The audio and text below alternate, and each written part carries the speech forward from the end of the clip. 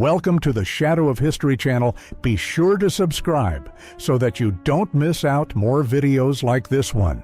Captured in real time above New York City, this photograph freezes the final seconds before United Airlines Flight 175 struck the South Tower of the World Trade Center, a moment that would change the world forever. Standing on a London street in 1912, young newspaper boy Ned Parfett sells evening papers carrying the devastating headline of the Titanic's sinking, which had occurred only the night before. Photographed at Nassau Point, New York in 1939, Albert Einstein relaxes in sandals, having fled Germany 6 years earlier when Adolf Hitler rose to power, never to return due to his Jewish heritage. In 1943, Adolf Hitler stands before the Schwerer Gustav, one of history's largest artillery pieces ever used in combat, a weapon weighing nearly 1,350 tons and capable of firing 7-ton shells 47 kilometers. First patented in 1922 by Emma Reed of Spokane, Washington, baby cages like this one photographed in 1937 became popular among London apartment dwellers who followed doctors' advice to expose children to fresh outdoor air. In 1948, 24-year-old Lucille Chalafou hides her face as her 4 children sit on display outside their home, days before she and her husband Ray, facing eviction and joblessness, made the devastating decision to sell them. On a narrow London street around the year 1900, a shoe salesman operates from what may be the city's smallest shop, a remarkably compact space measuring just 1.2 square meters.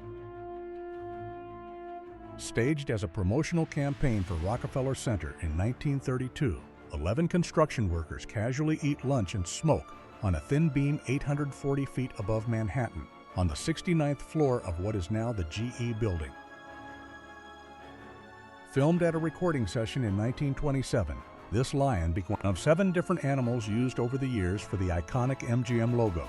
though only the current lion, in use since 1957, was ever actually named Leo. Photographed on August 26, 1933, this creature was claimed to be a giant manta captured by Captain A.L. Kahn, though many believe it to be a model, pointing to its unnaturally straight fins and a visible seam running wing to wing. Around 1921, a police officer poses proudly beside his Harley-Davidson motorcycle, which has been fitted with an old-fashioned holding cell mounted directly to its side. Taken in 1950, this charming photograph shows a dog dressed in a full suit with a cat resting calmly on its lap, one of the most creative pet portraits of its era. In 1839, during a fierce race to bring the first commercial camera to market, American inventor Robert Cornelius stepped in front of his own device and captured what is widely recognized as the first selfie ever taken. In 1923, W.H. Murphy of the Protective Garment Corporation of New York stood 10 feet from his assistant and didn't flinch as 2.38 caliber slugs were fired directly at his chest, demonstrating a new lightweight bulletproof vest to Washington City police. Long before the modern RV existed, independent inventors were building their own versions, as seen in this remarkable 1926 photograph of a handcrafted mobile home created by an inventive do-it-yourself builder. First cousins Tsar Nicholas II of Russia and King George V of Britain, both grandsons of Queen Victoria, shared a striking physical resemblance and a close bond, though George refused Nicholas asylum after the 1917 revolution, and Nicholas was executed in 1918. Discovered when Benito Mussolini ordered Lake Nemi drained in 1929, 2 massive floating palaces built for Emperor Caligula were revealed after nearly 2,000 years underwater, only to be tragically destroyed by fire during World War II in 1944. During the 1800s, mothers having their children photographed would hide beneath cloth or have their faces scratched out in post-production, ensuring the child stayed still during the 30-second exposure while remaining the sole focus of the portrait. Christmas during World War II meant families rationing sugar and tea for months, children receiving wooden toys, soldiers in prison camps brewing alcohol from raisins, and Red Cross parcels delivering small comforts like canned turkey and fruitcake to the front lines. By the late 1800s and early 1900s, new railways, cheaper printing, and a growing middle class transformed Christmas from a modest break into a family-centered holiday, complete with decorated trees, store-bought toys, Christmas cards, and turkey, once reserved only for the wealthy. Finnish farmer Simo Häyhä, fighting alone in temperatures as low as -40 degrees during the 1939 Soviet invasion of Finland, recorded 505 confirmed eliminations in just 98 days before being critically wounded, surviving to live quietly on his farm until 2002. Stonehenge was privately purchased at auction in 1915 by English businessman Cecil Chubb for £6,000, reportedly using part of his wife's inheritance, before he donated it to the British government in 1918, stipulating local residents should always enter for free. In December 1952, a toxic coal smog descended on London so thick people could only see their own feet, canceling concerts, halting transport, disorienting birds, and ultimately claiming the lives of an estimated 12,000 people over 5 days. Born in Prussia in 1849, August von Mackensen rose from a hussar cavalry soldier through the ranks to become one of Germany's greatest World War I commanders, earning a promotion to Field Marshal after his decisive breakthrough against Russian forces in May 1915. Born in Germany in 1912 with a childhood love of science fiction, Wernher von Braun developed the V-2 missile during World War II before surrendering to Americans in 1945, eventually directing NASA's Saturn V rocket program that carried Apollo 11 to the moon in 1969. Introduced in July 1936 and designed by the legendary Henry Dreyfuss for New York Central Railroad, the Mercury Streamliner train dazzled crowds with its bold modern look, reaching top speeds of 100 miles per hour between Cleveland and Detroit. By the early 1900s, roughly 80% of all telephone operators in the United States were women, having replaced rude teenage boys in the 1870s, working grueling 8-hour shifts in silence while handling up to 120 calls per hour. In 1944, as Allied forces fought their way through Italy, Mount Vesuvius erupted in its worst outbreak since 1872, raining basketball-sized rocks on nearby villages, destroying American military aircraft, displacing 12,000 people, and killing 26 civilians. Born Margaretha Zello in the Netherlands in 1876, the exotic dancer known as Mata Hari was arrested in Paris in February 1917 and executed despite no solid evidence ever being presented that she had passed military information to either side during the war.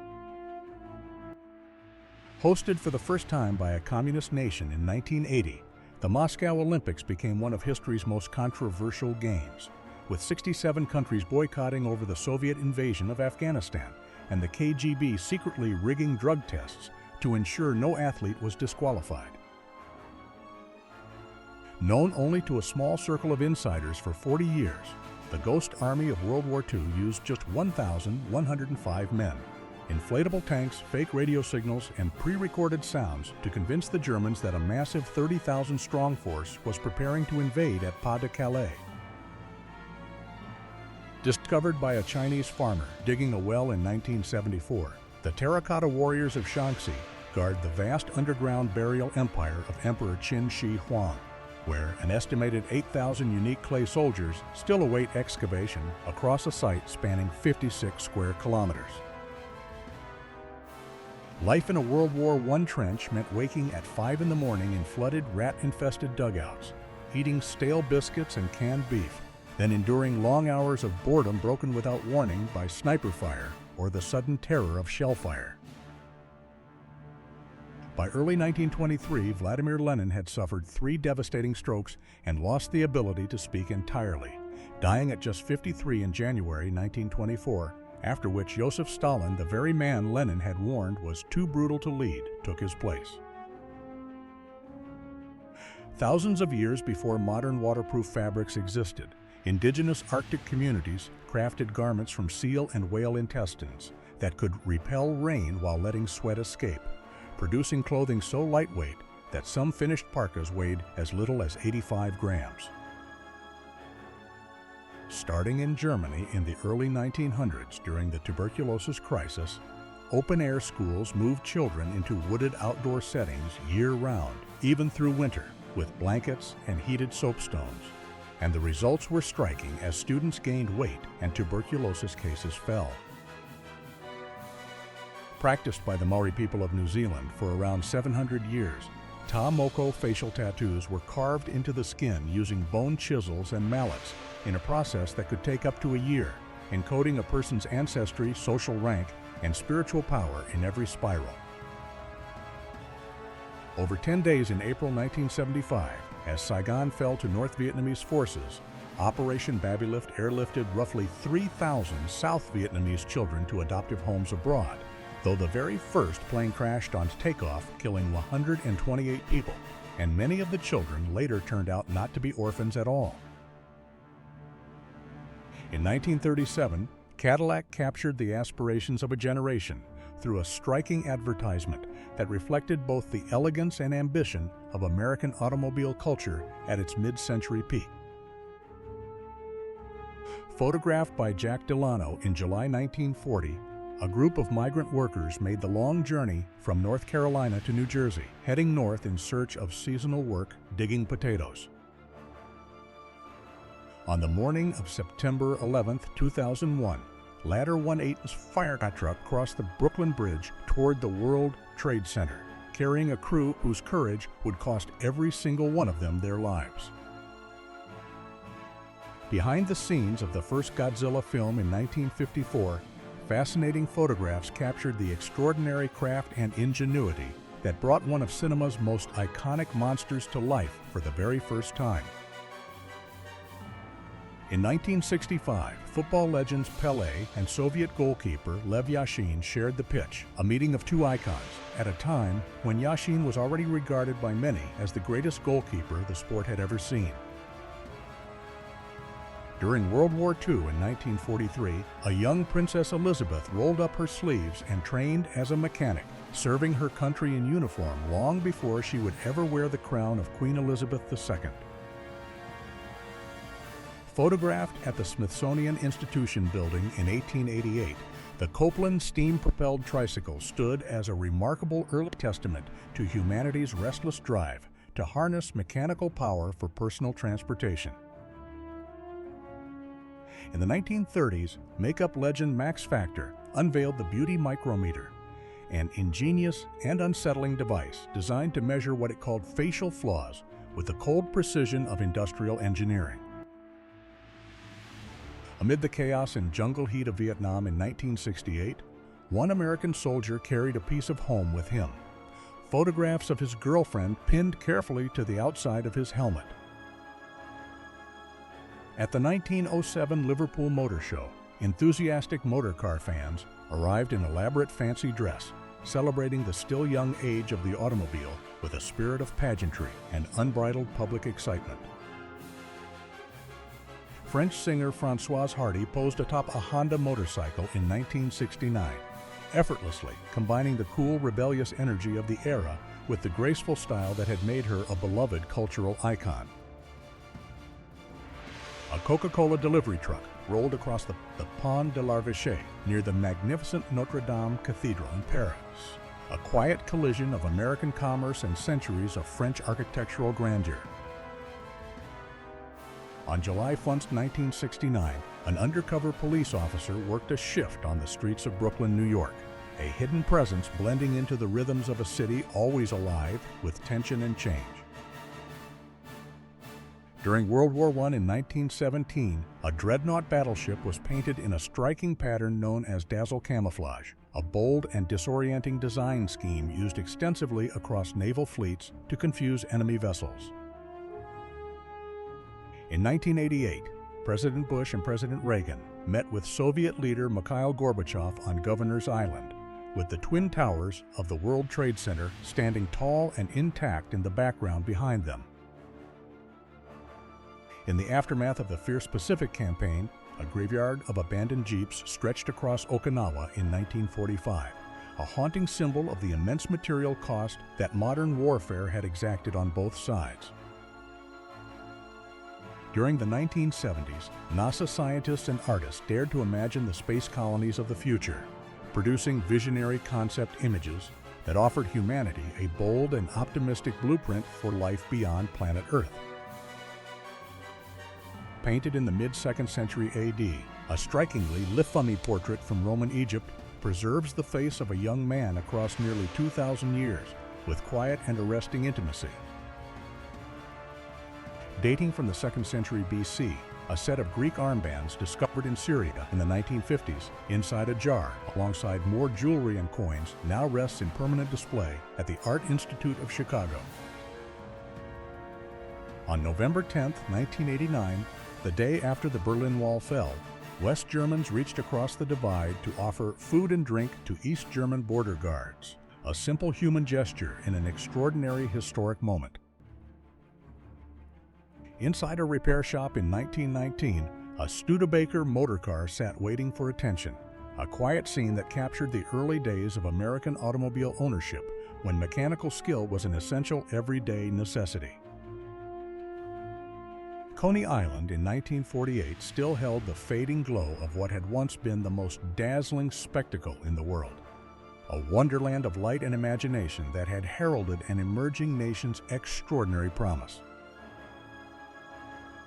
When the Hollywood sign was first installed in 1923, it read Hollywoodland, but the final 4 letters were quietly removed in 1949 during a refurbishment, leaving the now iconic name the entire world would come to recognize.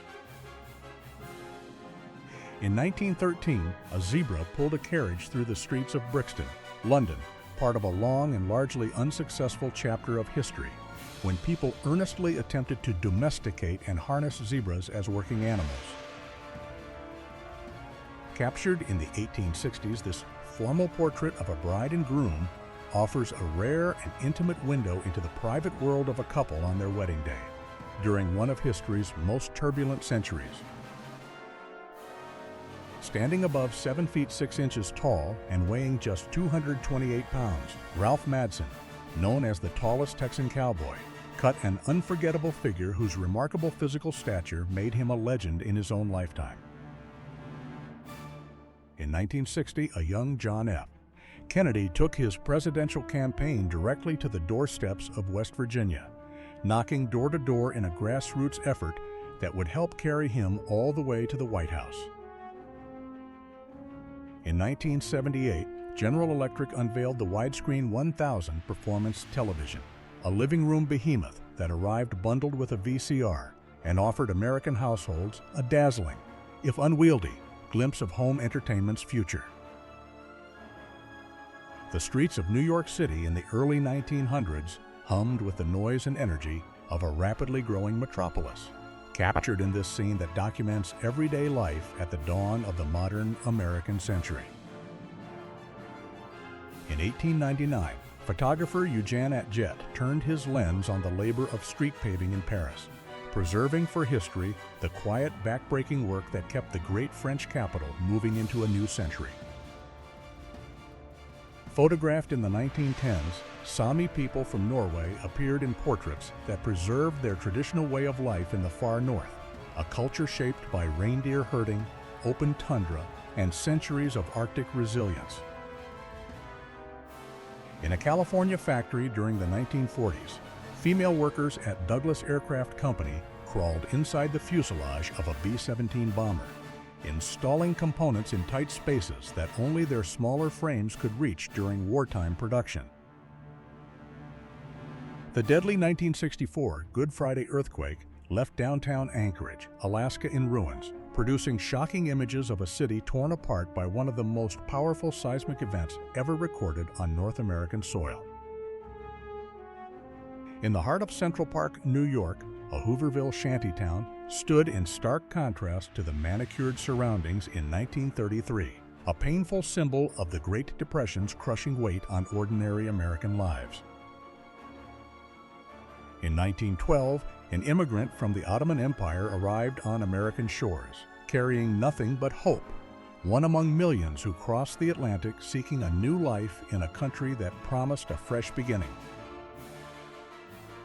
In 1928, sailors in Port Isaac, England, hauled a newly built boat by hand through the town's narrow, winding streets, carefully guiding it from the construction site down to the water's edge for its launch.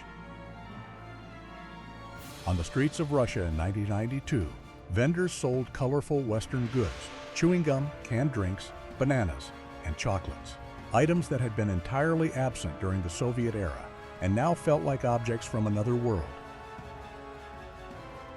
In September 1939, Albert Einstein relaxed on a Long Island beach alongside his friend and local department store owner David Rothman, a rare moment of quiet leisure for one of history's most celebrated and restless minds.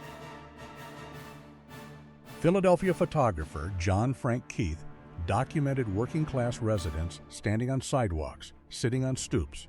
and gathering in front of streetscape, creating an intimate record of everyday urban life in which most subjects were never identified.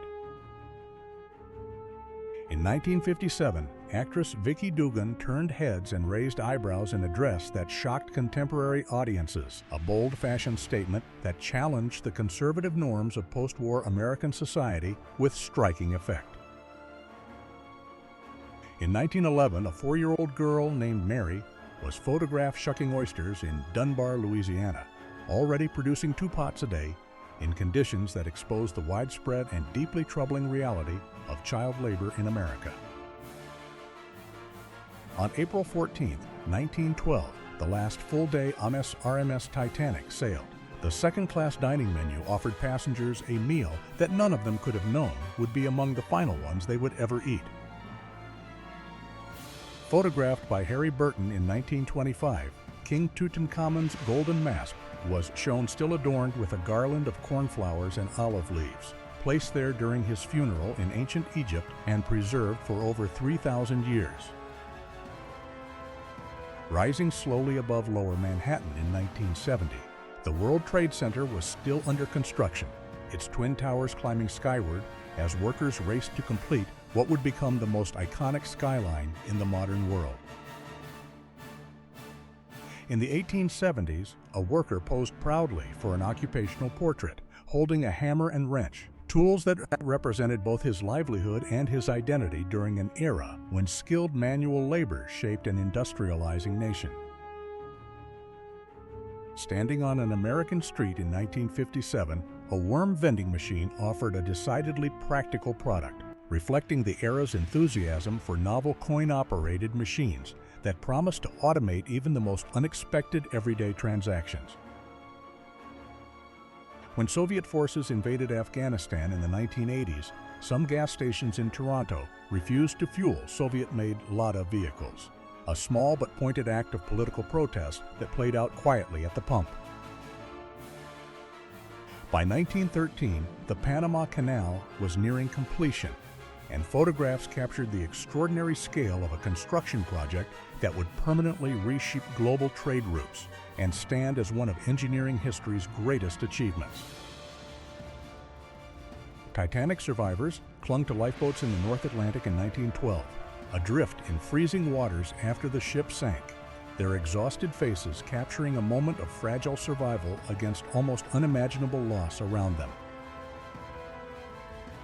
In a 1920s workshop in Essen, Germany, the colossal steam hydraulic forging press at the Friedrich Kruppige plant, capable of exerting 15,000 tons of force, stood as a monument to industrial power at its most formidable. In 1957, the city of Norwich marked a new era when it took delivery of its first ever computer,